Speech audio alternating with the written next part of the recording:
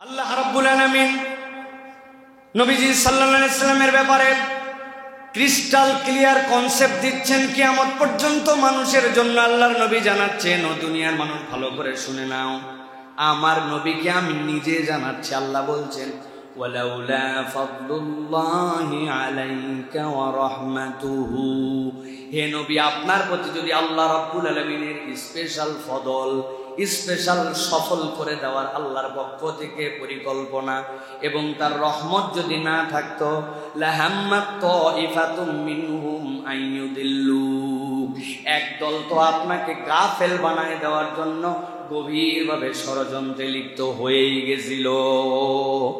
তার মানে বোঝা যায় আল্লাহ রাব্বুল আলামিন তার হাবিবকে সফল করবেন, আল্লাহ রাব্বুল আলামিন তাকে নিজে সংরক্ষণ করবেন, আল্লাহ রাব্বুল আলামিন তার হাবিবকে দুনিয়াবাসীর জন্য ভালোবাসার পাত্র যে বানাবেন, এইটা নবীজি নিজে নিজে হন নাই।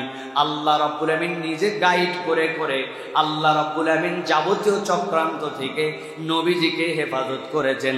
এই আয়াতে কারিমার তাফসীরের আলোকে মুফাসসিররা ব্যাখ্যা করেছেন, কিয়ামত পর্যন্ত নবীর বিরোধিতা চলবে, নবীর আদর্শ নিয়ে নানান কথা চলবে, কিন্তু কখনো নবীর বিরুদ্ধবাদীরা আল্লাহ রাব্বুল আলামিনের দুনিয়ায় বিজয়ী হবে না।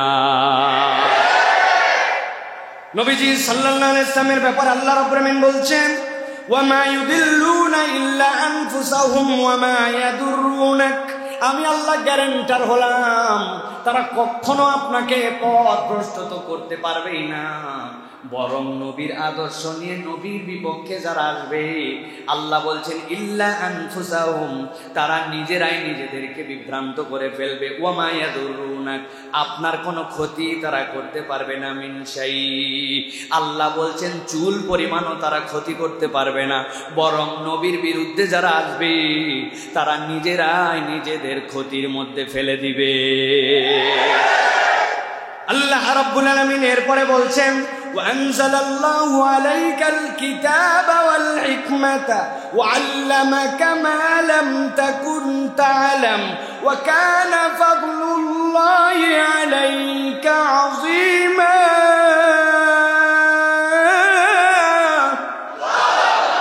আমার রব্বুল আলামিন বলছেন, দুনিয়ার মানুষ ভালো করে জেনে রাখো, আমি আমার হাবিবকে কি দিয়ে সংরক্ষণ করব। আমি আমার হাবিবের যারা ক্ষতি করতে আসবে, যারা তাকে মিসগাইড করার কথা মনে করেছিল, নবী তো থাকবেন না, নবী তো দুনিয়া থেকে চলে যাবেন, কিন্তু নবীর আদর্শ কি দিয়ে বুলন্দ থাকবে, যারা তাকে অনুসরণ করবে তারা কোন কিতাব দিয়ে গাইড হবে।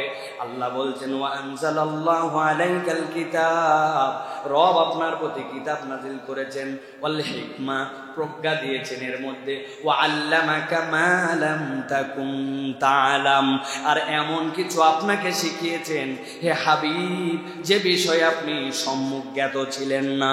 মুফাসসিরদের সম্মিলিত ব্যাখ্যা হচ্ছে, দুনিয়ার বুকে ইনসাফ আদালত প্রতিষ্ঠিত করার জন্য, দুনিয়ার থেকে যত ধরনের জাহালত দূর করার জন্য, যা যা লাগবে কিয়ামত পর্যন্ত মানুষের জীবন যাপন করার জন্য, Islam is the complete code of human লাইফের জন্য যা যা লাগবে আল্লাহ মুহাম্মদ মুস্তাফা সাল্লাল্লাহু আলাইহি ওয়াসাল্লামকে সব জ্ঞান দিয়েছে। আদম আলাইহিস সালামের ব্যাপারে আল্লাহ বলেছেন, ওয়াল্লামা আদামাল আসমা কুল্লাহা, আল্লাহ রাব্বুল আলামিন আদম আলাইহিস সালামকে সকল বিষয়ের নাম শিখিয়েছিলেন। মুফাসসিরদের অনেকের ব্যাখ্যা, নাম মানে কেবলই নাম, সব বিষয়ের জ্ঞান আদম আলাইহিস সালামের পূর্ণতা ছিল না। বলবেন কেমন করে? ছোট্ট একটা উদাহরণ দেখেন। আল্লাহ রাব্বুল আলামিন বললেন, আল্লামা আদামাল আসমা কুল্লাহা, আদমকে সব নাম শিখাইছি। ফেরেশতারা তোমরা জানো নাকি? জানি না আমরা, আমাদের দ্বারা জানার কোনো ক্ষমতা নাই। আল্লাহ বললেন, এখন তোমরা সবাই আদমকে সিজদা করো। আদমকে সবাই সিজদা করলো, ইল্লা ইবলিস, ইবলিস যে সিজদা করলো না। বুঝে থাকলে বলেন তো, আদম আলাইহিস সালামকে আল্লাহ যে জ্ঞান দিয়েছিলেন, ইবলিস যে তাকে সিজদা করবে না এই জ্ঞান কি ওর মধ্যে ছিল? তাহলে আল্লাহ যে বললেন সব জ্ঞান দিয়েছেন, আল্লাহ নাম শিখিয়েছিলেন, এই জন্য জ্ঞানের লেয়ার আছে। কিন্তু একমাত্র ব্যক্তি দুনিয়ার বুকের যার ব্যাপারে আল্লাহ রাব্বুল আলামিন নিজে সাক্ষ্য দিচ্ছেন, ওয়া ইন্নাকা লাআলা খুলুকিন আযীম, আমি আপনাকে মহান চরিত্রের উপর প্রতিষ্ঠিত করেছি। নবী নিজেকে বলতেছেন, বুইস্তু মুআল্লিমা, আমি তোমাদের জন্য শিক্ষকতা করার জন্যই প্রেরিত হয়েছি। এর দ্বারা বোঝা যায় দুনিয়াতে সব বিষয়ের সর্বাধিক বিশুদ্ধ জ্ঞান মুহাম্মদ সাল্লাল্লাহু আলাইহি ওয়াসাল্লামের কাছেই ছিল। আল্লাহ রাব্বুল আমিন বলছেন, ওয়া কানা ফাদলুল্লাহি আলাইকা আযীমা, হে নবী আপনার প্রতি আল্লাহর যে ফজল, আপনার যে প্রতি আল্লাহর যে অনুগ্রহ, এইটা আজিম থেকে আজিম, এইটার কোনো পরিমাপক দুনিয়ার বুকে নাই। এই আয়াতে কারিমার আলোকে বোঝা যায় যেই মানুষ জ্ঞানে পূর্ণ, যেই মানুষ হিকমাতে পূর্ণ, যেই মানুষকে আল্লাহ নিজে সাক্ষ্য দিচ্ছেন আপনি যা জানতেন না, যা যা লাগবে জানানো হয়েছে, তাহলে এখন জিজ্ঞাসা হচ্ছে আপনি যেই মানুষের ব্যাপারে আল্লাহ সার্টিফিকেট দিয়েছেন অনুসরণ কি তার ব্যাপারে করবেন নাকি অন্য কারো করতে পারি আমরা? দুনিয়ার কারো ব্যাপারে সার্টিফিকেট আছে? কারো ব্যাপারে সার্টিফিকেট নাই, একমাত্র মুহাম্মদ সাল্লাল্লাহু আলাইহি ওয়াসাল্লামের ব্যাপারে সার্টিফিকেট আছে। আপনার লিডারের আপনি যত তেলবাজি করেন আর চাটুকরিতা করেন, আপনার লিডারের সব কিছু আদ্যপান্ত আপনার নলেজেও নাই, থাকলেও সব কিছু প্রকাশ করা হয় না, ঠিক কিনা? তার হিডেন লাইফ আছে, যার যার জীবনী লেখা হয় যতদূর পর্যন্ত ভালো ওই পর্যন্ত জানানো হয়, আর যেই পর্যন্ত জানানো যাবে না ওই পর্যন্ত আস্তে করে ঢাকায় রাখা হয়, ঠিক না ভাই? আমাদের যে স্বাধীনতার ইতিহাস, ওই স্বাধীনতার ইতিহাসের মধ্যেও কাউকে ওভার হিরো বানানোর চেষ্টা করা হয়।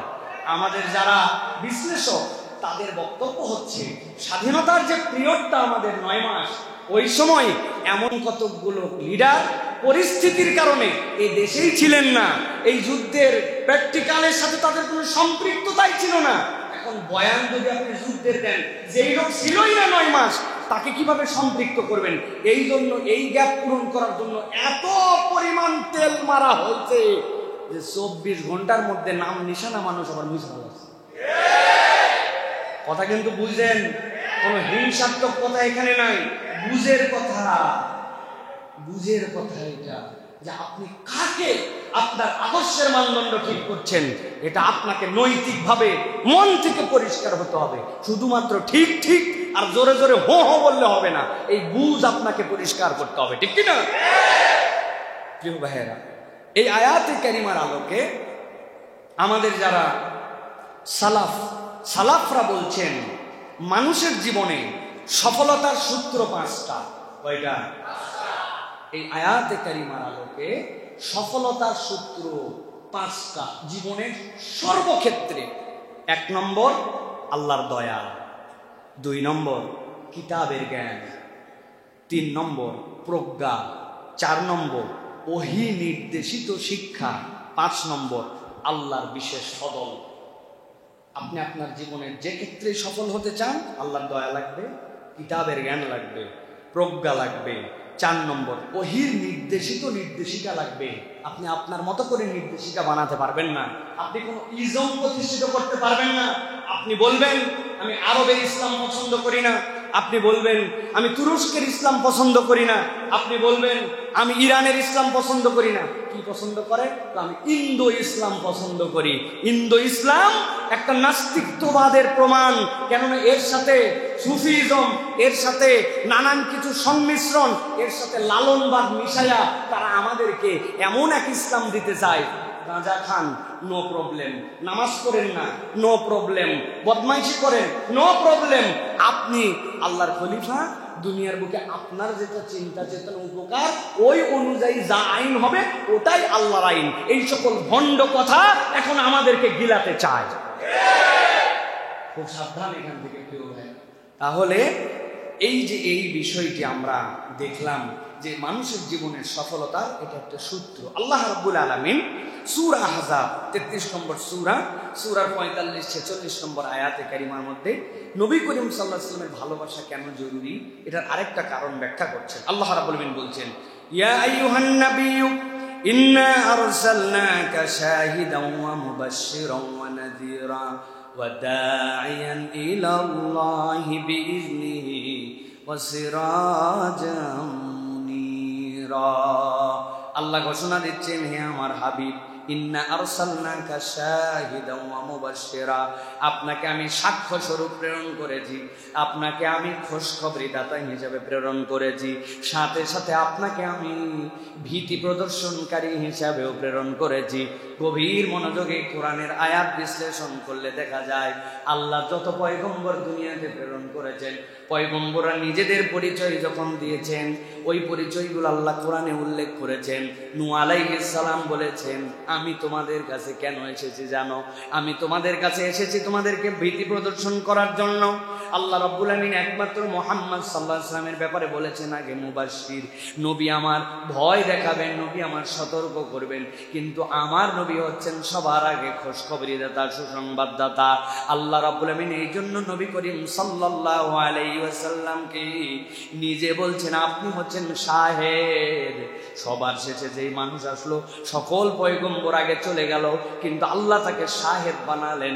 এর দ্বারা বোঝা যায় এই উম্মতের এমন কতগুলা আমল থাকবে, এমন কতগুলা ক্রাইটেরিয়া থাকবে, এমন কতগুলা গুণাগুণ থাকবে, যেই গুণাগুণে 1000 বছর হায়াতপ্রাপ্ত উম্মতের থেকে এরা 50-60 বছর হায়াতপ্রাপ্ত উম্মত হিসাবেও ওই উম্মতের উপরে আল্লাহ অগ্রাধিকার দিয়া এই উম্মতগুলাকে আল্লাহ রব্বুল আমিন সাক্ষী বানায় দিবে। রব্বুল আমিন বলছেন, ওয়া দাঈয়ান ইলাল্লাহি বিইذনিহি ওয়া সিরাজাম মুনীরা। ও নবী, আপনাকে আমি সিরাজাম মুনীর বানাইছি, আপনাকে আমি প্রদীপ্ত আলো বানিয়েছি, এমন আলোর বিকিরণ যেই আলোটার থেকে কখনো মানুষ ফায়দাহীন হয় না। এটা এমন আলো যেই আলো বান্দার অন্তরের মধ্যে রব্বুল আলামিন ঢুকায় দেন, যেই আলোর দ্বারা রাতের অন্ধকার অমানিশার রাতও যদি হয় সেই রাত্রেও এই আলোর দ্বারা মানুষ উপকার পায়। সেইটা হচ্ছে রব্বুল আলামিন অন্তরের মধ্যে এমন তাদের প্রদীপ্ত আলো ঢুকায় দিবেন, কোরআনের আলো, সুন্নাহর আলো, নবী করিম সাল্লাল্লাহু আলাইহি ওয়াসাল্লামের ভালোবাসার আলো। যেই আলোর বিকিরণে ওই বান্দাটা আলোকিত একজন মানুষ হয়ে দুনিয়ার থেকে কবরে যেতে দেরি, কিন্তু জান্নাতের দরজা তার জন্য খুলে যেতে দেরি হবে না। মুফাসসিরিনে কেরাম বলছেন, এই যে আল্লাহ রাব্বুল আমিন যে বললেন দাঈয়ান ইলাল্লাহি বিইذনিহি ওয়া সিরাজাম মুনীরা, দাঈ গুনাগুনের ক্ষেত্রে ইয়াহইয়া তাকি কতগুলো কথা বলেছেন। আরেকটা কথার সাথে যুক্ত করে দেই, দাঈ হবেন সুগন্ধযুক্ত, তার থেকে দুর্গন্ধ ছড়াবে না। একজন দাঈ এমন ভাবে তার কথা, এমন ভাবে অ্যাপ্রোচ করবেন যেই অ্যাপ্রোচে কেউ তার প্রতিপক্ষ মনে হবে না, সব মানুষকে তার আপন করে নিয়ে জান্নাতের ট্রেনে তোলা, জান্নাতের ট্র্যাকে তোলা, এটাই হবে হচ্ছে একজন দাঈর বৈশিষ্ট্য। সুবহানাল্লাহ। প্রিয় ভাইয়েরা, চলেন আমরা এখন টু দা পয়েন্টে কিছু বিষয়ের মধ্যে প্রবেশ করি। প্রিয় ভাইরা, সেটি হচ্ছে যে আমরা নবী করিম সাল্লাল্লাহু আলাইহি ওয়াসাল্লামকে ভালোবাসবো, ভালোবাসা জরুরি, এটা আমরা বুঝলাম।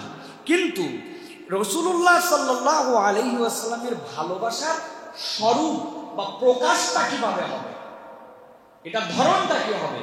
আহলে সুন্নাত ওয়াল জামাতের আকীদা অনুযায়ী নবী করিম সাল্লাল্লাহু আলাইহি ওয়াসাল্লামের রিসালাতে বিশ্বাস করাই হলো তার ভালোবাসার প্রকাশ। একজন কাফের, নাসারা, ইহুদি, সে নবীজির জীবন পড়ছে, অনেক জীবনী লিখছে বিধর্মীরা। নবীজি চমৎকার বিজনেসম্যান ছিলেন, তিনি ছিলেন অসাধারণ একজন ব্যক্তিত্বশীল মানুষ, তিনি ছিলেন অসাধারণ একজন গ্র্যান্ডফাদার। তারা লিখছে তিনি ছিলেন একজন সমর কৌশলী, অনন্য সমর কৌশলী, যেটা শুনলে এখন সহজ মনে হয় কিন্তু ওই সময়ের বাস্তবতায় ভিন্ন। মক্কায় ফিরলেন নবীজি, ওই যে মসজিদে কাক্কাই আর মসজিদে ফাতাহ, জাওয়ালের পিছন দিকে ওই পাহাড়ের ওদিক দিয়ে নবীজি ঢুকলেন।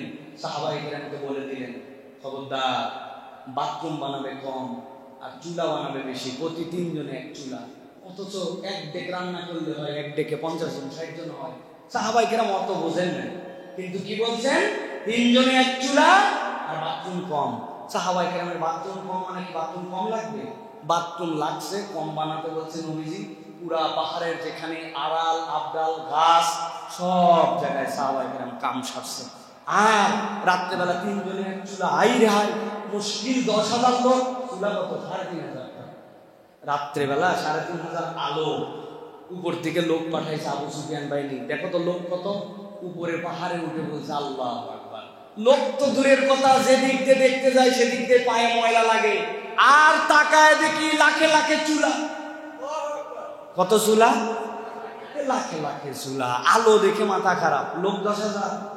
কিন্তু নবী করিম সাল্লাল্লাহু আলাইহি ওয়াসাল্লামের কৌশল, এই কৌশলে তারা বলল মানুষ গুনাহ দূরের কথা, চুলা গুনে শেষ করতে পারি না। এই যে মানুষগুলি ভালোবাসা এগুলি বলল, বলেন তো এই ভালোবাসা, এই আল্লাহর নবীর প্রতি অনুরাগ, এই যে কথাগুলি, এইগুলা আল্লাহর কাছে একটাও গ্রহণযোগ্য হবে? কেন হবে না? কেননা ভালোবাসার সবচেয়ে বড় প্রমাণ ছিল আশহাদু আল্লা ইলাহা ইল্লাল্লাহ ওয়া আন্না মুহাম্মাদান আবদুহু ওয়া রাসূলুহু। ওরা সব স্বীকার করছে, he was a great messenger, he was a great man, he was the perfect man of the world, everything right, কিন্তু রিসালাতের প্রতি ঈমান আনে নাই। রিসালাতে ঈমান নাই, ওর ভালোবাসার দাবি আদায় হয় না। এই জন্য ইহুদি নাসারা অনেকেই আল্লাহ বলে, আল্লাহকে মানে ভালোবাসা জানায়, আল্লাহর মতো আল্লাহ বলে, কিন্তু মুহাম্মদ সাল্লাল্লাহু আলাইহি সাল্লামকে মেনে নেয় নাই। সুতরাং রিসালাতের প্রতি ঈমান, এটাই হচ্ছে ভালোবাসার সবচেয়ে বড় প্রমাণ। মুখস্থ করে ফেলেন এটা প্রিয় ভাইরা। এখন কথা হচ্ছে, বললো আপনার নবীকে মুহাম্মদ সাল্লাল্লাহু আলাইহি ওয়াসাল্লাম, নবীর রিসালাতে বিশ্বাস করেন? বলেন কি আপনি নবীর রিসালাতে বিশ্বাস করি না মানে? এই থাপড়বাজি কথা দিয়ে রিসালাতে ঈমান আনা হয় না। আপনি যদি রিসালাতের প্রতি বিশ্বাস রাখেন, 4টা কথা আপনাকে স্বীকার করতে হবে। এই 4 কথা স্বীকার না করলে আপনার রিসালাতে ঈমান আনা হয় নাই। কয় কথা? কয় কথা? হাতগুলা রেডি করেন। রিসালাতে ঈমান আনার জন্য কয় কথা মানতে হয়? সব হাত তোলা লাগবে, হাত নামান। আবার একসাথে, রিসালাতে ঈমানের জন্য কয় কথায় বিশ্বাস করতে হয়? সবগুলো হাত উঠানো লাগবে। আরেকবার হাত নামান। রিসালাতে ঈমানের জন্য কয় কথায় বিশ্বাস করতে হয়? এটা মুখস্থ করে যেতে হবে, ভালো করে খেয়াল করবেন। 1 নম্বর, বিশ্বাস করতে হবে নবী করিম সাল্লাল্লাহু আলাইহি ওয়াসাল্লামের নবুয়ত সার্বজনীন। সার্বজনীন মানে কি? 1300 বছর আগে মক্কা মদিনার পরিবেশ অনুযায়ী চলতো, কিন্তু নব্য বৈষম্যহীন আন্দোলন করে ফ্যাসিস্টকে পতন করার পরে এই দেশের জন্য অতটা চলে না। এটা তো সার্বজনীন না? ভালো করে বুঝে নেন, নবী করিম সাল্লাল্লাহু আলাইহি ওয়াসাল্লামের নবুয়ত সার্বজনীন। ওই প্রথম দিন থেকে নবুয়তের কিয়ামত পর্যন্ত আল্লাহর নবীর নবুয়ত সকল কালের জন্য পারফেক্ট। আপনার বুঝে ধরলেও ঠিক, না ধরলেও ঠিক, এটার নাম নবুয়ত সার্বজনীন মানা, ঠিক কি না? 1 নম্বর। 2 নম্বর, তার মাধ্যমে নবুয়তের সমাপ্তি হয়েছে। মুহাম্মদ সাল্লাল্লাহু আলাইহি ওয়াসাল্লামের পরে আর কোন নবী আসবে না, এটা আপনাকে বিশ্বাস করতে হবে। 3 নম্বর, নবুয়তের দায়িত্ব মুহাম্মদ আরবি সাল্লাল্লাহু আলাইহি ওয়াসাল্লাম পরিপূর্ণভাবে আদায় করেছেন। আপনি বলতে পারবেন না যে এই জায়গাটা সবই ঠিক আছে, নামাজ, রোজা, হজ সব ঠিক আছে, কিন্তু চোরের হাত কাটার, জেনার বিচারের বিষয়ে আগের সময় ছিল, এখন এই যে যদি করেন আপনার ঈমান শেষ, বিদায়। এই জন্য ভালো করে মনে রাখতে হবে, নবুয়তের দায়িত্ব নবীজি পূর্ণাঙ্গভাবে পালন করেছেন। 3 নম্বর। 4 নম্বর, রাসূল সাল্লাল্লাহু আলাইহি ওয়াসাল্লামের নবুয়তের শিক্ষা নিঃসন্দেহে সন্দেহাতীতভাবে নির্ভুল। নবীজির শিক্ষার মধ্যে কোনো ভুল নাই, নির্ভুল। এই চার কথা যদি আপনি বিশ্বাস করেন তাহলে নবীজি সাল্লাল্লাহু আলাইহি ওয়াসাল্লামের রিসালাতের বিশ্বাস আপনার পূর্ণ হবে। এই চারটা কথা কোত্থেকে বললাম, এর দলিল কি, সূত্র কি, আমার কথা নয়, আমি আগে ভাবটা বলে দিছি। এখন এই চার কথার উপরে আমরা কোরআন থেকে কয়েকটা আয়াতে কারিমার দলিল দিয়ে বুঝ নিয়ে আমরা বাড়িতে যাব। প্রত্যেকটা কথার সাথে একটা করে উদাহরণ থাকবে যাতে করে আমাদের বিবেকটা পরিষ্কার হয়ে যায়, ভালো করে বোঝেন। আল্লাহ রাব্বুল আলামিন কুরআনুল কারীমের 7 নম্বর সূরা সূরা আরাফ, সূরা আরাফের 158 নম্বর আয়াতে কারিমার মধ্যে বলছেন, নবীজি আপনার নবুয়ত যে সার্বজনীন, আমি আপনাকে কিভাবে নবুয়ত দিলাম? আল্লাহ বলছেন, কুল ইয়া আইয়ুহান নাস ইন্নী রাসূলুল্লাহি ইলাইকুম জামিআ। হে নবী, আপনি দুনিয়ার সব মানুষকে জানায় দেন, আরবকে নয়, আজমকে নয়, বাঙালিকে নয়, বিহারিকে নয়, পাকিস্তানিকে নয়, দুনিয়ায় যত মানুষ নামে যারা আসবে সকল মানুষের জন্য বার্তাটা জানায় দেন। গভীর মনোযোগ দেন। আল্লাহ বলছে, ইন্নী রাসূলুল্লাহি ইলাইকুম জামিআ, আমি দুনিয়ায় কিয়ামত পর্যন্ত মানুষের জন্য আল্লাহর পক্ষ থেকে রিসালাত নিয়ে এসেছি। অতএব দুনিয়ায় মানুষ যে আমার পরে থাকবে, আমি তাদের সকলের জন্য পয়গম্বর। আল্লাহ নবীর বিধানের জন্য বিশ্লেষণ করলে দেখা যাবে নবীর আনিত বিধান সবগুলো সার্বজনীন। ছোট্ট একটা উদাহরণ দেই। আল্লাহ রাব্বুল আলামিন কুরআনুল কারীমের মধ্যে বলেছেন, এই দুনিয়ার মানুষ তোমাদের জন্য ইন্নামাল খামরু ওয়াল মাইসির, তোমাদের জন্য মদ এবং মাদকতা এবং জুয়া, এইগুলা সবগুলাকে রব্বুল আলামিন নিষিদ্ধ করেছেন, হারাম করেছেন। এ বিষয়কে আমরা জানি যে কোরআন আমাদের জন্য মদ মাদকতা এগুলা হারাম করেছে, জানেন তো আপনারা? এখন কোরআনের এই বিধান, মদ মাদকতা হারাম। সাভার অঞ্চলে একটা ছেলে আছে, যে ছেলের নাম হচ্ছে ধরেন বিষ্ণু দাস, সনাতন ধর্মাবলম্বী, ইসলামের বিধান চলে আসছে, নবীর বিধান চলে আসছে, সাভার অঞ্চলে আইন হয়ে গেছে, মদ মাদকতা একদম নিষিদ্ধ। যদি ধরা পড়ে তাহলে ইসলামে আইনে তার জন্য বিচার হবে। যদি কেউ এটার সাথে জড়িত হয় তাকে কঠিন আইনের আওতায় নিয়ে আসা হবে কোরআন অনুযায়ী। হিন্দু একজন বলবে, মুসলমান ধর্মাবলম্বীরা তোমরা এই বিধান কায়েম করছো, কিন্তু আমার জন্য এই বিধান কেন মানতে হবে? আমার ধর্মে তো এটা নাই। ইসলাম তখন কি বলবে তার জন্য? খুব যদি গভীর মনোযোগ দিয়ে দেখেন আপনি, হঠাৎ করে একটা হিন্দু ছেলে মাদকাসক্ত হয়ে গেছে, হয়ে যাওয়ার পর উল্টাপাল্টা আচরণ করে, ফেন্সিডিল খায়, নেশা করে, সে হিরোইন খায়, খাওয়ার পরে বাপ মায়ের সাথে খারাপ ব্যবহার করে, সমাজের মধ্যে মাতলামি করে, নানান কিছু করে। এখন ওই নন মুসলিম লোকটা যদি ইসলামের বিধান অনুযায়ী চলে, ইসলাম বলতেছে দুইটা ক্ষেত্রে মদের অনুমতি থাকতে পারে। কোনো ধর্ম যদি তাদের নির্দিষ্ট ধর্মীয় আচারের ক্ষেত্রে মদ মদ্যপানের এরকম কোনো বিধান থাকে, ইসলাম তাহলে ক্রাইটেরিয়া করে তার জন্য বিধান দেবে। আর 2 নম্বর, কোনো ডাক্তার যদি মুত্তাকি হয় আর সেই ডাক্তার যদি নির্ধারিত পরিমাণ যদি কারো মানসিক অথবা কোনো শারীরিক ট্রিটমেন্টের জন্য ব্যবহার করতে চায়, ওইটার অনুমতি থাকবে।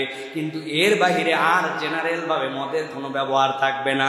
তাহলে এই জেনারেলি যদি মদের ব্যবহার বন্ধ হয়, তাহলে ওইখানে কেবল মুসলমান লাভবান হবে নাকি সমাজের প্রত্যেকটা মানুষ এখানে লাভবান হবে?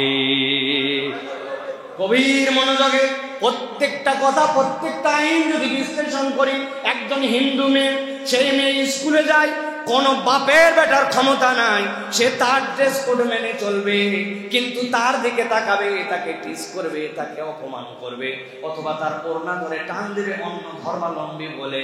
পৃথিবীর কোনো মুসলমান কেন, কোনো মানুষের অধিকার নাই।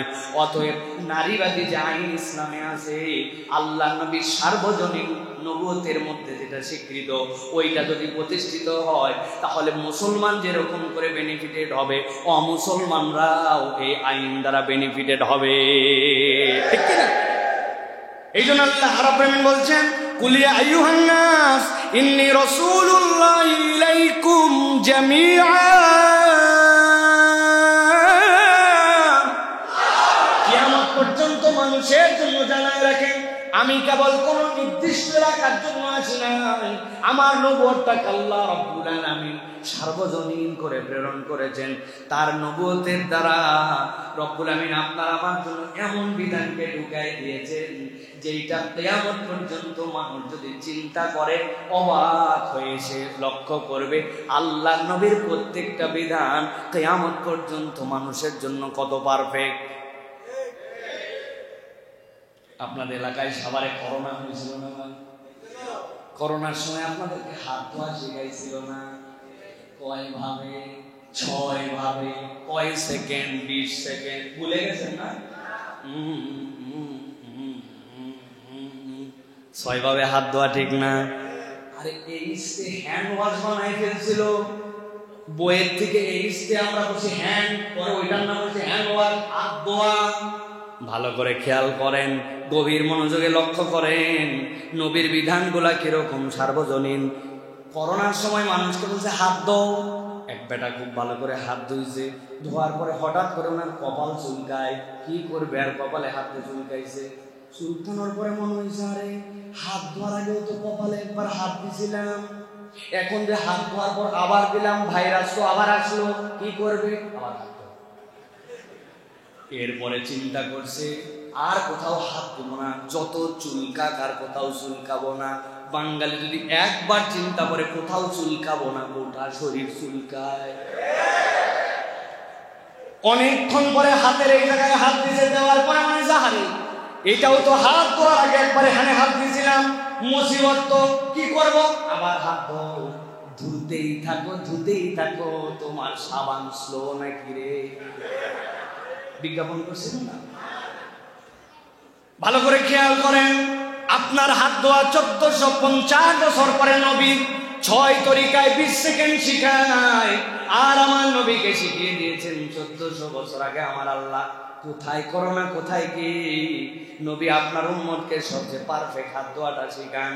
আগে কবজি পর্যন্ত ধুবে, সবাই দুনিয়ায় কেবল হাত ধোয়ালো, ওর মুখ কেউ ধোয়ালো না, ওর কেউ হাত নয়, কেবল এই কনুই পর্যন্ত তার হাতটা ধোয়া লাগবে। দুনিয়ায় সব ধুইলেন, সবাই থুতু ফেললো, আপনি পায়ে রাখালেন, ওই পানি ঘরে ঢুকে গেলেন, বিছনায় উঠে গেলেন, আপনি হাতে আছেন, আপনার পুরা গা পর্যন্ত ময়লা হয়ে গেছে, ভাইরাস লেগে গেছে। আল্লাহ নবী বললেন কেবল পা ধোয়া নয়, গোড়ালি সব সুন্দর করে পা ধোও। হাদিস কঠোর করে বলে দিলেন ওয়াইলুল লিল আকাবি মিনান নার, তুমি যদি ভালো করে গোড়ালি ভালো করে না ধোও, এটা তোমার জাহান্নামে যাওয়ার কারণ হবে। দুনিয়ায় হাত ধোয়া শেখালো একরকম, আর আমার নবী যেইটা শেখালেন কিয়ামত পর্যন্ত সেইটা সর্বোত্তম। নবীজি সাল্লাল্লাহু আলাইহি সাল্লামের নবুয়ত এই জন্য সার্বজনীন। আল্লাহ রাব্বুল আলামিন বলছেন 2 নম্বরে তার নবুয়ত যেইটা আল্লাহ রাব্বুল আলামিন দিলেন, এইটা মানুষের জন্য সতর্ককারী, কিয়ামত পর্যন্ত মানুষের জন্য সতর্ককারী। আল্লাহ বলছেন ওয়ামা আরসালনাকা ইল্লা কাফাতাল লিন্নাসি বাশীরান ওয়া নাযীরা। আমি আমার নবীর উম্মতের জন্য রিসালাতকে এমন ভাবে দিয়েছি, এইটা বান্দার খোঁজ খবরই এবং সতর্ক করার জন্য কিয়ামত পর্যন্ত আমার নবীটাই পারফেক্ট। বাশীরান ওয়া নাযীরা, নবীজি সতর্ক করে যেটা বলে গেছেন এটা ঠিক, আপনাকে মেনে নিতেই হবে। ওর মধ্যেই আমার কল্যাণ, ওর মধ্যেই আমার মুক্তি, ওর মধ্যেই আল্লাহ রাব্বুল আলামিনের ফজল এবং বরকত। এটার মধ্যে কোনো পণ্ডিতি করার অধিকার কিয়ামত পর্যন্ত কারো না। কিন্তু আমরা নিজেরাই তো অনেক পণ্ডিতি করি না ভাই? নিজেরাই আমরা পণ্ডিতি করি, কত জায়গায় যে কথা বলি ভাই, আমরা ধানায় বানায় কিছু না। আমরা বলি ইসলামের সব বিধান মানি, কিন্তু আচরণে গেলে দেখা যায়, প্র্যাকটিক্যালি দেখা যায় আমরা আসলে ইসলামের সব বিধান মানি না। বলবে নামাজের ইসলাম ভাল লাগে, রোজার ইসলাম ভাল লাগে, হজের ইসলাম ভাল লাগে, কিন্তু আল্লাহর আইনের ইসলাম, শরিয়ার ইসলাম, খেলাফতের ইসলাম বললে একদল লোকের ভিতরে ওঁস খস করে। সব মানতে রাজি, কিন্তু বলবে যে বাংলাদেশে অবিচার ব্যভিচার হয়। আরে ভাই, কতদিন তো কত কিছু দেখলাম যে আমরা প্রদর্শনী প্লট বানাই। গ্রামের দিকে কোনো খ্যাত যদি নতুন কোনো বীজ আসে, সবাইকে বীজ দেয় না, ওর মধ্যে একটা প্রদর্শনী প্লট বানায় যে এইটা দেখেন যে অন্তত এখানের আবাদ কেমন হচ্ছে, মান কেমন হচ্ছে, এই দেখে আপনারা এরপরে এই ফসলটা লাগায়েন। প্রদর্শনী প্লট দেখেন না আপনারা। আমরা বলি এত কিছুর প্রদর্শনী প্লট করলেন, একটা জেলা অন্তত টার্গেট করেন, অথবা একটা থানা টার্গেট করেন যে এই থানা অথবা এই জেলায় ইসলামী শরিয়া অনুযায়ী আমরা 1 বছর বিচার ফায়সালা করে দেখি। আল্লাহর কসম, আপনি যদি এইটা করতে পারেন পুরা পৃথিবীতে মডেল হয়ে যাবে। কোরআন যদি সত্য হয়, 1 থেকে 3 বছরের মধ্যে ওই এলাকার 90% অনাচার, অবিচার, দুর্নীতি সব বন্ধ হয়ে যাবে ইনশাআল্লাহ। আইনের ফাঁক ফোকর এমন করে বানায় রাখছেন যে যারে দিচ্ছেন ভূমি মন্ত্রণালয়ের দায়িত্ব, এই বেকুবের বাচ্চা বেকুব ও পুরা পৃথিবীতে বাংলাদেশের ভূমির টাকা দিয়ে কয়েকশো বাড়ি বানাইছে, 1 বছরে কয়েক হাজার কোটি টাকার মালিক হয়েছে। এটা আপনার আইনের ফাঁক ফোকর। কোরআনের আইন থাকলে এটা সম্ভব নয়। ইচ্ছা করে এটা সুযোগ করে রাখছেন, কারণ চোর আপনি নিজেও। ধরলে তো আপনি সহ ধরা খেয়ে যাবেন। প্রিয় ভাইয়েরা, কোন প্রসঙ্গে কথা বলছিলাম? যে আপনার রাসূলুল্লাহ সাল্লাল্লাহু আলাইহি সাল্লামের যে বিধান দেওয়া হয়েছে, বলি আমরা মুহাম্মদ আমার নবী, কিতাব আমার কিতাব, কিন্তু তলে তলে আপনাকে আমাকে বললেই তখন আল্লাহর ওই বিধানে আমরা মানতে পছন্দ করি না। নামাজের ইসলাম নিয়ে নিবে, রোজার ইসলাম নিয়ে নিবে, বলবেন উমরার ইসলাম উফ বিউটিফুল, আপনি হজ উমরা সব করবেন, কিন্তু পেনাল কোড এটা আপনার মতো, নারী নির্যাতনের বিচার আমার মতো, জমির হিসাব আমার মতো, তাই নাকি? এত সহজ? আপনার রিসালাতে বিশ্বাস আনা হয় না। আপনি 1000 বার মুহাম্মদুর রাসূলুল্লাহ আমার নবী বলেন, হয় নাই। আপনি সূত্রের মধ্যে পড়েন নাই, কেননা নবী করিম সাল্লাল্লাহু আলাইহি ওয়াসাল্লামের আনিত যে বিধান নির্ভুল সন্দেহাতীত, এটার মধ্যে আপনার এখনো ঈমান আনা হয় নাই। আপনার মুখের ঈমান হয়েছে, মনের ঈমান হয় নাই। আমি বাঁচার কায়দা কিন্তু বহু জায়গায় শিখাইছি, যেখান থেকে বাঁচবো কেমন, একটু টিপস করলেই বাঁচা যায়। 50 টাকা আমাকে দিবেন, আমি তাহলে কৌশল শিখাই, একদম সহজ সিস্টেম। আমি এটা বহু চিন্তা করে বাইরে করছি, 50 টাকায় বিক্রি করতেছি, গায়ে বাঁধে না করে। আমরা বলছি না আমানতু বিল্লাহি ওয়া মালাইকাতিহি ওয়া কুতুবিহি, বলছি না ভাই? ও ভাই কথা বলেন, বলছেন? আমানতু বিল্লাহ, আল্লাহর প্রতি ঈমান আনছি, ওয়া মালাইকাতিহি, তার সমস্ত ফেরেশতা, ওয়া কুতুবিহি, তার সমস্ত কিতাবের যা কিছু আছে সবগুলোর উপর, তাই তো? নতুন পদ্ধতি হচ্ছে আগের থেকেই আল্লাহর সাথে বলে যেতে হবে। বাংলাদেশ থেকে বলে দিবেন আমানতু বিল্লাহি ওয়া মালাইকাতিহি ওয়া কিছু কিছু কুতুবিহি, অথবা বলবেন আমানতু বিল্লাহি ওয়া মালাইকাতিহি ওয়া যদ্দুর বুঝি তদ্দুর কুতুবিহি। ফেরেশতা বলছে, কি ব্যাপার, নামাজ রোজা মানছো, কিন্তু নবীর আনা প্যানাল কোড আগেই বাংলাদেশে বলে আসছিলাম, যদ্দুর বুঝি তদ্দুর কুতুবিহি। বাটাম একটাও মাটিতে পড়বে না, বাটাম ডবল হবে।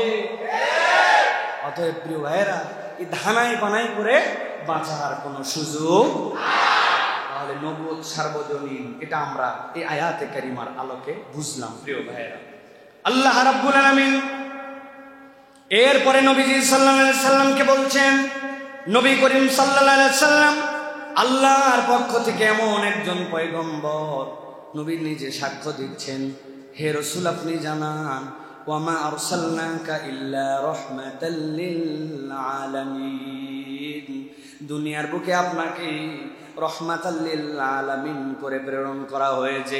আপনাকে এমন নবুয়ত দেওয়া হয়েছে যেই নবুয়তে আপনি হচ্ছেন রহমত, আর পৃথিবীর সকলে হচ্ছে রহমতের ভোক্তা। সুবহানাল্লাহ। নবী করিম সাল্লাল্লাহু আলাইহি ওয়াসাল্লাম এমন রহমত, কেবলমাত্র মানুষের জন্য রহমত নয়। আল্লাহ নবী হেঁটে হেঁটে যাচ্ছেন, হঠাৎ করে একটা উট গঙাচ্ছে। নবীজি সাল্লাল্লাহু আলাইহি ওয়াসাল্লাম সাহাবীদেরকে ছাড়লেন। ছাড়ার পর আল্লাহ নবী সাল্লাল্লাহু আলাইহি ওয়াসাল্লাম উটের কাছে চলে গেলেন। উটের কাছে যেই না আল্লাহ নবী পৌঁছাইছেন, উট আল্লাহ নবীর কাছে বিচার দিয়েছে। কি বলেছে কেউ বুঝে নাই, কিন্তু নবীজি ডাক দিয়েছেন উটের মালিককে। আসছে, ইয়া রাসূলুল্লাহ, নাম বলে তোমার উট আমার কাছে বিচার দিছে, তুমি তাকে যে পরিমাণ পরিশ্রম করাও সেই পরিমাণ কিন্তু তুমি খাদ্য দেও না।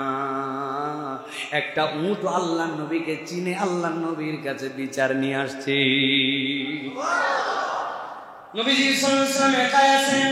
এমন সময় একজন জারাবিউল নবী সাল্লাল্লাহু আলাইহি ওয়াসাল্লাম ফাসালাহু, নবীর কাছে একজন আরবি বেদুইন আসলো। আসার পরে বলল, ইয়া রাসূল, হে মুহাম্মদ, তুমি যে আল্লাহর পয়গম্বর তার কোনো প্রমাণ আছে নাকি?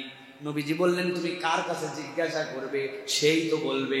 পাশে কেউ নাই, হাদিস সাক্ষ্য দিচ্ছে একটা গাছ ছিল দূরে, সে আল্লাহ নবীর কাছে হালতে দুলতে সামনে এসে বলছে, আশহাদু আন্নাকা মুহাম্মাদার রাসূলুল্লাহ। কাউকে সাক্ষ্য দিতে হবে না, আমি গাছ সাক্ষ্য দিচ্ছি, মুহাম্মদ মুস্তাফা সাল্লাল্লাহু আলাইহি ওয়াসাল্লাম আপনি আল্লাহর পয়গম্বর। আল্লাহ রাব্বুল আলামিন এর জন্য বলছেন, ওয়া মা আরসালনাকা ইল্লা রাহমাতাল লিল আলামিন। নবীর দরবারে সাহাবীরা বসে আছে, পাখির মা এসে উড়ে উড়ে বেড়ান। নবীজি সাল্লাল্লাহু আলাইহি ওয়াসাল্লাম ডাক দিয়ে বললেন, পাখির মা আমার কাছে বিচার দিয়েছে, কে জানি তার বাচ্চাগুলাকে নিয়ে আসছো। কে? সাহাবী হাত তুলছেন, বলছেন, যাও ফেরত দিয়ে আসো। আল্লাহ নবীকে আশ্রয়স্থল মনে করতো দুনিয়ার সবকিছু, কেননা আল্লাহ নবী সাল্লাল্লাহু আলাইহি ওয়াসাল্লাম কেবল মানুষের জন্য রহমত নয়, কুল কায়নাতের জন্য আল্লাহ নবী সাল্লাল্লাহু আলাইহি ওয়াসাল্লাম রহমত ছিলেন। একটা আয়াতে কারিমা যতই পড়ি হৃদয়ের মধ্যে ভিন্ন রকম অনুভব হয়। আপনাদের কাছে শেয়ার করি ভালো করে। এই আয়াতে কারিমার ব্যাখ্যাটা বাড়িতে যেও পড়তে পারেন। সূরা তওবা 28 নম্বর আয়াত।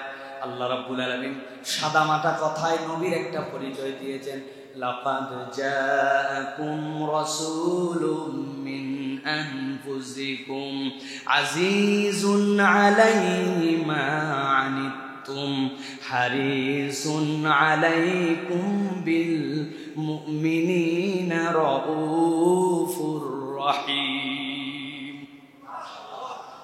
আল্লাহ রাব্বুল আলামিন কি বলছেন? নবীর ব্যাপারে বলছেন, ও দুনিয়ার মানুষ, এমন পয়গম্বর তোমারে দিলাম, একটু তোমার নবীকে তুমি চিনো। আল্লাহ রাব্বুল আলামিন বলছেন, মা লাকাদ জাআকুম রাসূলুম মিন আনফুসিকুম, যেই মানুষটা তোমাদের কাছে আসমান থেকে নেমে আসে নাই, তোমাদের অপরিচিত মানুষ নয়, এই মক্কার আলো বাতাসে তোমাদের সামনে বড় হয়েছে। আজকে যাকে তোমরা কষ্ট দাও, আজকে যাকে তোমরা অত্যাচার করো, আজকে তোমরা যারা পাগল বলে তাকে বলতেছো, আমি আল্লাহ তোমাদের কাছে সাক্ষ্য দিচ্ছি, ওই মানুষটা কি তোমরা জানো? আল্লাহ বলছেন, আজিজুন আলাইহি মা আনিতুম, তোমরা তোমাদের কোনো কষ্ট যদি পাও, তোমরা নিজে যা যা কষ্ট যতটুকু পাও, তোমার কষ্টে মুহাম্মদ সাল্লাল্লাহু আলাইহি ওয়াসাল্লাম তার থেকে বেশি কষ্ট পায়।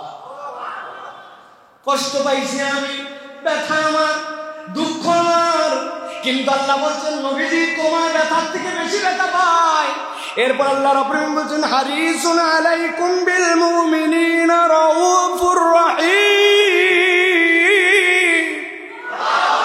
এই দুনিয়ার মানুষ আরবি ব্যাকরণ দ্বারা বোঝেন, হারিসুন আলাইকুম, আল্লাহ রাব্বুল আলামিন ভাষাটাকে উল্টা করে দিয়েছেন। এই জায়গায় আল্লাহ বলছেন, তোমার ব্যথা অন্তর ভরা, তোমার কষ্ট যেরকম, ওই কষ্ট থেকে বেশি কষ্ট যেরকম নবী ভাই আমি আল্লাহ জানাইলাম। দুনিয়ার মানুষ শুনে রাখো, হারিসুন আলাইকুম বিল মুমিনিন, তুমি না তোমার কল্যাণ চাও, তুমি না চাও আমি ভালো মানুষ হই, তুমি না চাও আমি ভালো ব্যবসায়ী হই, তুমি না চাও আমি ভালো ছাত্র হই, তুমি না চাও আমি দুনিয়ায় সফল হই। আল্লাহ বলছেন আমি সাক্ষ্য দিলাম আমার হাবিবের ব্যাপারে, তুমি তোমার যতটুকু কল্যাণ চাও, আমার নবী তোমার থেকে বেশি তোমার আপন, তার থেকে বেশি তোমার কল্যাণ চাও। রব্বুল আলামিন এই জন্য নবী করিম সাল্লাল্লাহু আলাইহি ওয়াসাল্লামের ব্যাপারে বলছেন, আমার পয়গম্বর তার নবুয়তটা বুঝে শুধু ঈমান আনো, যদি বুঝে শুধু ঈমান আনো তাহলে তোমার জন্য কি ফায়দা হবে, কি লাভ হবে। নবীজি সাল্লাল্লাহু আলাইহি সাল্লামের ব্যাপারে হাদিসের মধ্যে আসছে, আল্লাহ নবী সাল্লাল্লাহু আলাইহি সাল্লাম একদিন রাতে নামাজে দাঁড়ায় গেছেন, আল্লাহ নবী সিজদায় যান, একটা আয়াত পড়েন, রুকুতে যান, নবীজি একটা আয়াত পড়েন, আল্লাহ নবী সিজদার থেকে আবার ওঠেন, একটা আয়াত পড়েন। নবীজি সাল্লাল্লাহু আলাইহি সাল্লাম সারা রাত এক আয়াত পড়ে পড়ে পার করলেন। হযরত আবু যার গিফারি রাদিয়াল্লাহু তাআলা সকাল হলো, নবীজির কাছে এসে বলতেন, ইয়া রাসূলুল্লাহ, পুরো রাত আপনি এক আয়াত করে পার করে দিলেন, কি আজব ব্যাপার। কানলেন আর কানলেন, রুকু সিজদায় এমন সিজদা দিলেন যে সিজদার থেকে মাথা উঠবে কিনা আমরা অবাক হয়েছিলাম। নবীজি কি বললেন, ইন তুআযিবুহুম ফাইন্নাহুম ইবাদুক ওয়া ইন তাগফির লাহুম ফাইন্নাকা আনতাল আজিজুল হাকীম। আল্লাহ নবী বলেন, আবু যার, আমি এমনি এমনি আয়াতে কারিমা পড়ি নাই, সারা রাত আমি আল্লাহর কাছে বলেছি, আল্লাহ আপনি যদি শাস্তি দেন তবুও সে আপনার বান্দা, আর আপনি যদি মাফ করে দেন কেউ আপনাকে ধরবে না। নবীজি বলছেন, আমি এমনি এমনি আয়াতে কারিমা পড়ি নাই, ইন্নী সাআলতু রাব্বিস শাফাআতা লি উম্মতি, আমি সারা রাত আয়াত পড়ে পড়ে আমার উম্মতের জন্য আল্লাহর কাছে শাফাআত চাইছি। আল্লাহ তুমি না বলছো ওই দিন কেউ সুপারিশ করতে পারবে না, যাকে তুমি কেবল অধিকার দিবে, তোমার কাছে আর কিছু চাই না, আমাকে কেবল সুপারিশ করার অনুমতি দাও, আমার প্রত্যেকটা উম্মতের জন্য সুপারিশ করার অনুমতি দাও। হযরতে নবীজি বলছেন, আবু যার, এই এক আয়াত পড়ে পড়ে পড়ে পড়ে আমি আমার আল্লাহ এমন রেজামন্দি করেছি, আমার আল্লাহ বলেছেন, ওয়াহিয়া নাইলাতুন, হে আমার হাবিব, আপনার উম্মতের জন্য সুপারিশ করার ইজাজত আপনাকে দিয়ে দেওয়া হলো, তবে একটা মাত্র শর্ত, লিমাল্লা ইউশরিক বিল্লাহ, আল্লাহর সাথে যদি কেউ শিরিক না করে। যান নবী যান, আপনার যে উম্মতের ব্যাপারে চাইবেন তার ব্যাপারে আপনি সুপারিশ করবেন। কেন নবীকে ভালোবাসবেন? কে আপনার জন্য ভাবে? কে সবচেয়ে বেশি আপনার আপন? আপনার থেকে বেশি আপনার জন্য চিন্তা করে কে? 1400 বছর আগে চলে যাওয়ার পরে যেই হাবিবে আরবি সাল্লাল্লাহু আলাইহি ওয়াসাল্লাম ইয়া উম্মতি উম্মতি বলেন, তার রিসালাতের ঈমান যদি অপূর্ণাঙ্গ হয়, মুখের ভালোবাসায় কাজ হবে না, বরং উম্মতের তালিকায় আপনাকে আমাকে ঢুকতে হবে। আল্লাহ নবী সাল্লাল্লাহু আলাইহি ওয়াসাল্লাম বলছেন, আনা আউয়ালুন নাস খুরুজান ইযা বুইসু ওয়া আনা খাতিবুহুম ইযা ওয়াফাদু। এই দুনিয়ার মানুষ জেনে রাখো, কিয়ামতের দিনে আমি তো প্রথম মানুষ, কবর ফুরে যাকে প্রথম উত্তোলিত করা হবে, আর আমি তো সেই মানুষ আল্লাহর কাছে যিনি প্রথম হাজিরা দিব, আর আমি মুহাম্মদ সাল্লাল্লাহু আলাইহি ওয়াসাল্লামের আগে আর কেউ আল্লাহর দরবারে কথা বলতে পারবে না। তাহলে যে হাবিব আপনার জন্য কথা বলবেন তাকে ভালো না বেশি ইমানদারের কি মুক্তির কোন রাস্তা আছে? এই ভালোবাসা কি মুখের কথাই নাকি এই চারটা সূত্র মেনে? নবীজি সাল্লাল্লাহু আলাইহি ওয়াসাল্লাম নবুয়তের দায়িত্ব পরিপূর্ণভাবে পালন করেছেন। এখন কেউ কেউ বলতেছে নবীজি সাল্লাল্লাহু আলাইহি ওয়াসাল্লামের আদর্শের এই জায়গা অমুক জায়গা তমুক জায়গার মধ্যে ফাঁক আছে, আবার নিজে বলতেছে আমি মুসলমান। এই কথা যদি কেউ বলে তাহলে সে হচ্ছে 1 নম্বরে বেঈমান। পর্দা করতে হবে, কিন্তু জীবন্ত টেন্ট, এইগুলা কথা আমরা শুনেছি। পর্দাশীল মেয়েকে বলে জীবন্ত তাবু, বলে আরবের টেন্ট অনুযায়ী, কালচার অনুযায়ী ওই সময় পর্দা ছিল, এখনকার পর্দা লাগে না। তাহলে আল্লাহ নবীর শিক্ষা পূর্ণাঙ্গ, এটা কি আপনার মন মতো হলো না? কেমনি ইমান হলো? আপনি আবার বলতেছেন আপনি তাহাজ্জুদ করে ফাড়ায় ফেলতেছেন, আপনি হ্যাঁ ফজরের নামাজ পড়ে আমি যাই নামাজি খুঁজেন, কিন্তু আপনি কিছুই বুঝলেন না। আপনি বলতেছেন বোরখা পরাকে জীবন্ত টেন্ট। ভালো করে মনে রাখবেন, আপনি নবীর কোন সুন্নাত ব্যক্তিগত জীবনে পালন নাও করতে পারেন, আল্লাহর কাছে ওয়াজাহাত দিবেন, আল্লাহ আপনাকে মাফ করে দিবে। কিন্তু আল্লাহর নবীর কোন সুন্নাতকে যদি আপনি ক্রিটিসাইজ করেন, আল্লাহর কোন সুন্নাতকে, নবীর সুন্নাতকে যদি অস্বীকার করেন, আপনি মুসলমানের তালিকার থেকে বের হয়ে যাবেন। সহজ বানায়েন না দিনকে। আপনার আমার বুঝ অনুযায়ী দিন চলবে না। দিন আল্লাহ রাব্বুল আলামিনের নবী যেভাবে আনছেন ওইভাবে আপনার বুঝ নিতে হবে। সর্বশেষ কথা ভালো করে খোঁজেন, ভালো করে বুঝেন। আল্লাহ রাব্বুল আলামিন বলছেন নবীকে কেন ভালোবাসবে? আমরা সকলেই চাই আমাদের ঈমানটা পূর্ণ হোক, ঠিক তো? ঈমানের পূর্ণতার মাপকাঠি কি? কেমনে আমাদের ঈমান পূর্ণ হবে? নবী বলছেন ফাওয়াল্লাযী নাফসি বিয়াদিহি লা ইউমিনু আহাদুকুম হাত্তা আকুনা আহাব্বা ইলাইহি মিন ওয়ালিদিহি ওয়া ওয়ালাদিহি ওয়ান নাসি আজমাইন। ওমর এদিকে আসো, তুমি দুনিয়ায় সবচেয়ে বেশি কাকে ভালোবাসো? ওমর রাদিয়াল্লাহু তাআলা বললেন আমার জীবনকে সবচেয়ে বেশি ভালোবাসে, তারপরে আপনি। কথা কি মিথ্যা? ওমর রাদিয়াল্লাহু তাআলা বড় বেশি সত্যবাদী মানুষ, আমার জীবনই নাই, আবার আপনাকে ভালোবাসবো কেমনে? নবীজি আমার জীবনকে এক নম্বর ভালোবাসি, তারপরে আপনি। কথা ঠিক, কিন্তু নবীজি বললেন তোমার ঈমান পূর্ণ হয় নাই। ওমর মাথা নিচু করলেন, নিজের হৃদয়কে বোঝার চেষ্টা করলেন আমি ওমর ছিলাম তো জিরো, জাহান্নামের রাস্তায় চলে গেছিলাম, ঈমানের নূর আসলো, এই কারণে আমি আজকে ওমর হিরো হয়েছি, জান্নাতের আশা করি। এখন আমার জীবন আছে কিন্তু এটা জাহান্নামে, তাহলে এই জীবনের মূল্য কি? আর নবী আমার কাছে নিয়ে আসলেন এই নূর, এই জন্য না আমি জীবন পাইলাম। ইয়া রাসূলুল্লাহ, বুঝে ফেলছি আমার কিসের জীবন, লাগলে আপনার জন্য আমার জীবন পেতে দিব, আমি আমার জানের থেকেও বেশি আপনাকে ভালোবাসি।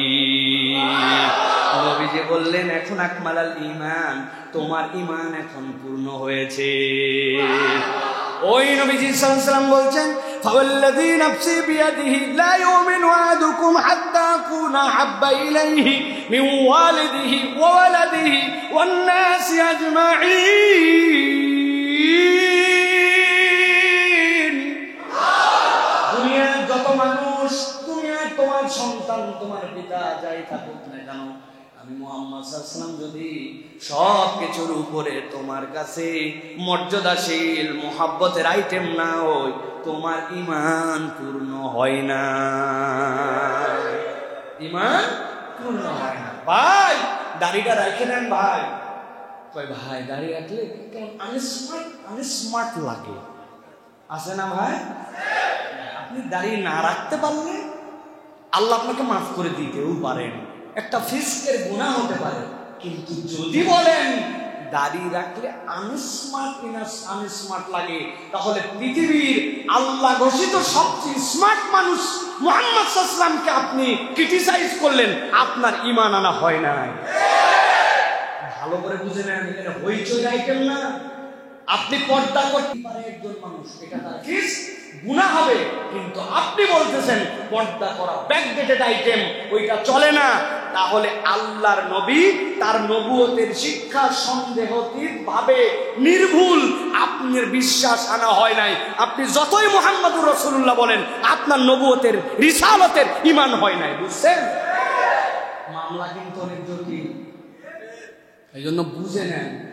কথাবার্তার ক্ষেত্রে, আচরণের ক্ষেত্রে, ইসলাম পালন করার ক্ষেত্রে মানতে হবে। ভাই ব্যবসায়ী, ভাই যে দুনিয়া মিথ্যা ছাড়া হয় না,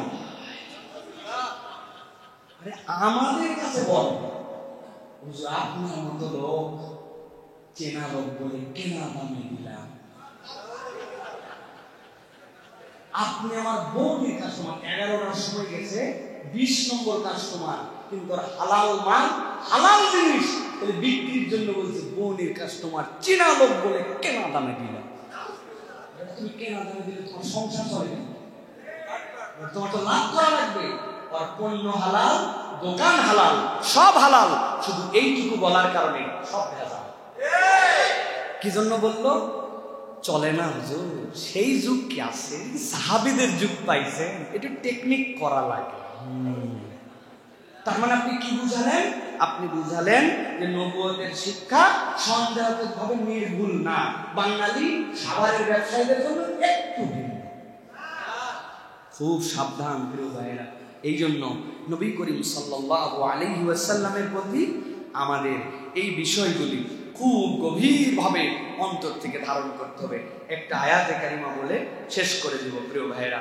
সেটি হচ্ছে এই যে নবীজির প্রতি আমাদের ভালোবাসা, এই লেয়ার গুলাকে আল্লাহ 3 ভাগে ভাগ করেছেন।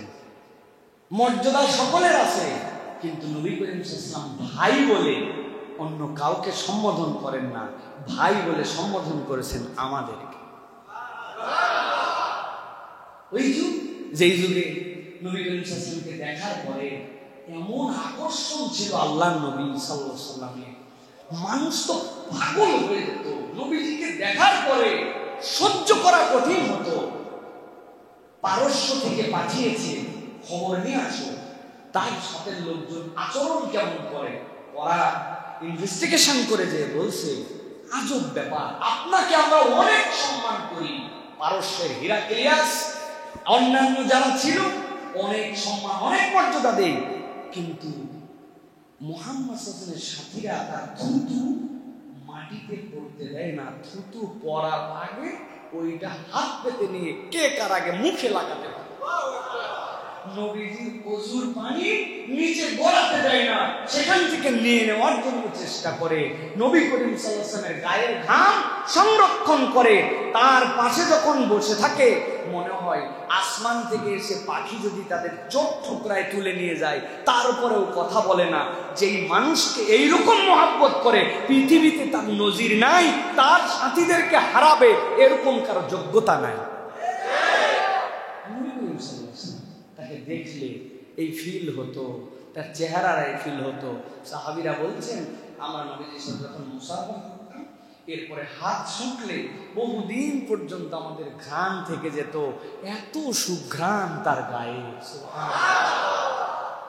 এত সুন্দর দেখতে তিনি, যার কোনো তুলনা নাই। আয়েশা রাদিয়াল্লাহু তাআলা বলেছেন, ভরা পূর্ণিমার রাতে চাঁদও দেখেছি, নবীকে দেখেছি, দেখে মনে হয়েছে দূর কিসের চাঁদ। নবী করিম সাল্লাল্লাহু আলাইহি ওয়াসাল্লামের সৌন্দর্যের কাছে চাঁদ তো কোনো সুন্দরী না। অনেকেই বলে না চাঁদ অনেক সুন্দর, আল্লাহর কসম করে বলতেছে জীবনে এই হাদিস শোনার পরে চাঁদ সুন্দর এটা আমার কল্পনার মধ্যে না, চাঁদ আমার সুন্দর লাগে না। কারণ আমি জানি আমার নবী হচ্ছে অনেক সুন্দর ছিলেন, এটা কম্পেয়ার করার মতোই না। আল্লাহ, তিনি যে রাস্তায় গিয়েছেন, যেদিকে গিয়েছেন সেটা অনন্য হয়েছে, কিন্তু আমরা তো আমার নবীকে পাই নাই, আমরা তো আমার নবীকে দেখি নাই। সেই মানুষগুলার জন্য নবী করিম সাল্লাল্লাহু আলাইহি ওয়াসাল্লামের কি মায়া। আল্লাহ রাব্বুল আলামিন কোরআনে একটা আয়াতে কারিমা বর্ণনা করেছেন, যে আয়াতে কারিমার মধ্যে সকলকে আল্লাহ ইকুয়াল করার জন্য চেষ্টা করেছেন। কি বলেছেন আল্লাহ? ওয়াল্লাযীনা জাউ মিন বা'দিহিম ইয়াকুলুনা রব্বানা ইগফির লানা ওয়া লিইখওয়ানিনা আল্লাযীনা সাবাকুনা বিল ঈমান। সবাই এক লেয়ারে আসবে, যারা চলে গেছে আগে, যারা ইমানের উপরে চলে গেছে, কিয়ামত পর্যন্ত যাওয়ার ধারা থাকবে আর আশার ধারা থাকবে। যারা চলে যাবে তাদের জন্য তারা দোয়া করতে থাকবে, আল্লাহ আপনি মাফ করে দেন অতীতের যারা চলে গেছে। আমার আগ পর্যন্ত সাহাবী পর্যন্ত ধাক্কা চলে যাবে, আমি চলে যাব, আমি সহের পরে আবার সাহাবী পর্যন্ত ধাক্কা চলে যাবে। আল্লাহ বলছেন সাথে সাথে এটাও বলো, ও আল্লাহ মুমিনদের ব্যাপারে আমাদের অন্তরের মধ্যে যেন কোনো গিল না আসে, অমুক অমুক দলের, অমুক অমুক পার্টির, অমুক অমুক আদর্শের, এরকম যেন না হয়। ইমানদার সব যেন উম্মতে মুহাম্মাদির এক ছাতার নিচে আসতে পারে। আল্লাহর কাছে তাদের ব্যাপারে অন্তরে কোনো খারাপ ধারণা যেন না আসে, এইটার জন্য দোয়া করো। এই আয়াতে কারিমা এই জন্য বললাম, আপনি যদি ওয়ামা আরসালনাকা ইল্লা রাহমাতাল লিল আলামিন, নবীর রহমত যেইটা ওইটার ভাগীদার হতে চান, তাহলে দুইটা আমলে গুরুত্ব দেন। একটা, যারা দুনিয়ার দুনিয়ার থেকে চলে গেছে তাদের জন্য ক্ষমা প্রার্থনা করেন। আর কোন মুমিনের ব্যাপারে অন্তরের মধ্যে কোনো বক্রতা বা গিল বা দুশ্মনী বা হিংসা এইটা অন্তরের মধ্যে রাখা যাবে না। যার অন্তর এই দুইটা বিষয় থেকে বিশুদ্ধ, তার মুমিন ভাইয়ের জন্য ক্ষমা চায় আর অন্তরের মধ্যে খারাপ ধারণা রাখে না, আল্লাহ নবীর রহমতের হকদার সে হয়ে যাবে। এই রহমত আমরা চাই। আল্লাহ রাব্বুল আলামিন যেন আমাদেরকে নবী সাল্লাল্লাহু আলাইহি ওয়াসাল্লামের এই প্রকৃত উম্মত হওয়ার মতো আল্লাহ রাব্বুল আলামিন যেন তৌফিক দান করেন। আল্লাহ রাব্বুল আলামিন যেন আমাদেরকে আমাদের নবীর এই রিসালাতের পূর্ণতার উপরে বিশ্বাস আনয়ন করার মতো আমাদেরকে তৌফিক দান করেন। নবী করিম সাল্লাল্লাহু আলাইহি ওয়াসাল্লামের যে সম্মান, যে মর্যাদা, এই মর্যাদাকে উচ্চকিত করার মতো আমাদেরকে যেন আল্লাহ রাব্বুল আলামিন তৌফিক দান করেন। নবীজি বলেছেন, এই উম্মতের আধিক্য নিয়ে আল্লাহর কাছে আমি ওই দিন যাওয়ার পরে বড় বেশি ফখর করব। কিন্তু দুঃখ লাগে, বাংলাদেশের জনসংখ্যা এখন প্রচুর, মানুষ কম, জনসংখ্যার কোনো শেষ নাই, কিন্তু আমরা মনে হয় মানুষ হতে পারছি না। এই জন্য প্রকৃত উম্মত মানুষ হবে, আদর্শ একজন মানুষ হবে। আল্লাহ যেন আমাদেরকে নবী করিম সাল্লাল্লাহু আলাইহি ওয়াসাল্লামের ভালোবাসাকে হৃদয়ে ধারণ করার তৌফিক দান করেন।